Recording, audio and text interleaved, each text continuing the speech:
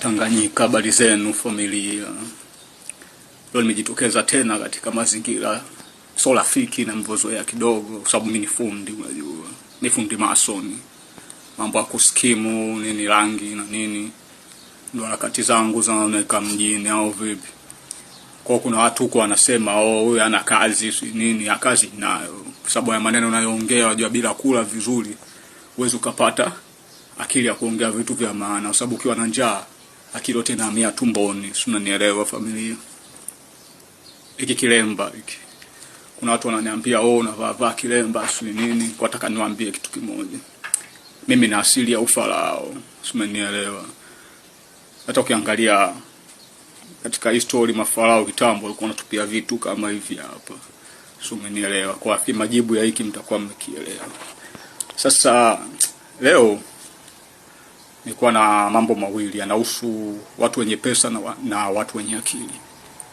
Sababu muunganiko watu wenye pesa na wenye akili itakuwa ni ukombozi kwa wasomi. Umenielewa? Mimi sijasoma, mimi na akili. Sasa nilikuwa na washauri wale watu wenye pesa ambao wana pesa nyingi, wanatamani waisaidie jamii lakini hawajui wataanzia wapi. Sasa mimi nilikuwa na mpango kazi hapa ambao unaweza kutengeneza mamilionea wengi sana. Sawa. Kwa kama kuna mtu ana pesa zake ajui cha kufanya, mimi nilikuwa namshauri anzishe taasisi. Hiyo taasisi kazi yake ni kusupport mawazo ya watu kiutendaji.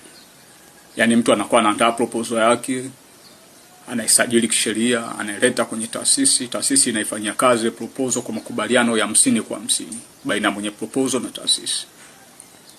Kama ilivyo shared na aftermath au shared na G-Unit. Umenielewa? Nitatoa ufafanuzi kidogo wa shared na aftermath na shared na G-Unit. Ni kwamba Eminem wakati anaenda kuomba kazi kwa Dr. Dre ili amtoe, Dr. Dre alimpa mkataba wa kudumu wa kugawana 50% baada ya Eminem kutoka kwa msaada wa Dr. Dre. Umenielewa? Kwa kwamba Eminem atakiuza Big G shilingi 10, shilingi 5 ya Dr. Dre, shilingi 5 wakake maisha yote. Umenielewa? Kwa ile mkataba naye hukumfunga, Eminem akampa 50 cent. Kwa hiyo Eminem naye ananufaika na kwa 50 cent kwa style hiyo. 50 cent naye akawapa watu wake wa G-Unit ambao ni Young Buck, Tony Yao na Lord Banks, naye ananufaika nao kwa style hiyo. Si umenielewa? Sasa wajua huko mtaani watu tuna mawazo mazuri tu ya kuweza kuisaidia nchi na nini, ila tumekosa uwezeshaji. Ndio maana tumeangukia kwenye makazi kama haya, ujenzi na nini, ili siku ziende. Lakini mawazo tunayo. Kwa mfano kama mimi na proposal 2. Hizo proposal kama zikianza kazi sasa hivi zitakoma siku ya kiyama. Ya maisha mimi nitanufaika nazo, nitakufa nitaacha, na wengine wataendelea watakufa wataacha hivyo hivyo. Kwa sababu ni za kijamii, zinahusu maslahi ya jamii. Sawa. Sasa unajua serikali kwa sasa hivi haiwezi kutuletea maendeleo si wananchi. Si wananchi maendeleo tutayaleta wenyewe kupitia sekta binafsi. Kama uwepo wa taasisi kama hiyo. Si mmenielewa? Hapo italeta changamoto zaidi kwa watu, kwa sababu watu sasa itabidi waanze kushindana kutumia akili kubuni vitu vya maana baada ya kuona baadhi ya wenzao wamefanikiwa. Sio, umenielewa? Sasa kutokuwepo kwa hiyo taasisi, kuna watu wamekaa na mawazo ambao yamekaa tu ndani, hayana msaada wote kwa jamii. Sisi tumeelewana familia. Unajua faida ya sekta binafsi iko hivi. Tutatoa mfano mdogo kule Mbezi Beach kule. Kuna madoni fulani matajiri mtaani kwao, yani waliamua wenyewe wakajipigia lami, wakaweka na mataa kila kitu bila kuishughulisha serikali. Tumeelewa? Kwa sekta binafsi ikiwawezesha wananchi kupitia mawazo yao, ina maana tutatengeza mamilionea wengi na maendeleo tutafanya sisi wenyewe bila kuishughulisha serikali. Tumeelewa vitu kama hivyo, afu itakuwa ni jambo jema, bora si wananchi wengi tuwe na hela kuliko serikali kawa na hela si hatuna hela. Tumeelewa na vitu kama hivyo familia. Kwa kama wewe una pesa zako, unatamani kuisaidia jamii, anzisha taasisi. Alafu nikwambie kitu, ni kwamba ukitumia hela yako kuanzisha hiyo taasisi, hadi utagalamika kuanzisha, lakini uendeshaji wa shughuli zote za taasisi utapata wahisani.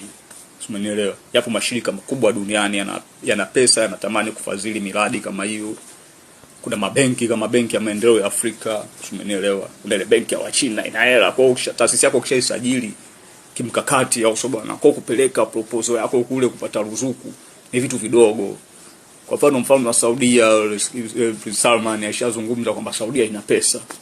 wanatafuta mahali pa kuwekeza, wajue wawekeze wapi. Washapeleka hela China wawekeza kwenye soka, wa China wachukua wakaenda kwenye ujenzi.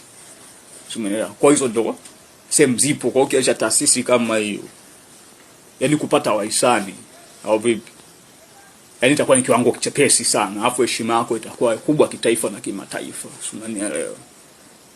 Unajua wasomi wamebananishwa sasa hivi. Wasomi ajira hakuna. Na sasa hivi yani hata siku zijazo ndo ajira itakuwa hamna kabisa. Sababu mfumo unaitwa artificial intelligence AI ndio inaenda kukamata ajira za dunia nzima. Sawa. Kwa kuna kitu kinaitwa ziki kuu, yani ziki kuu maana yake ni mwanadamu kukosa kazi. Na ukikosa kazi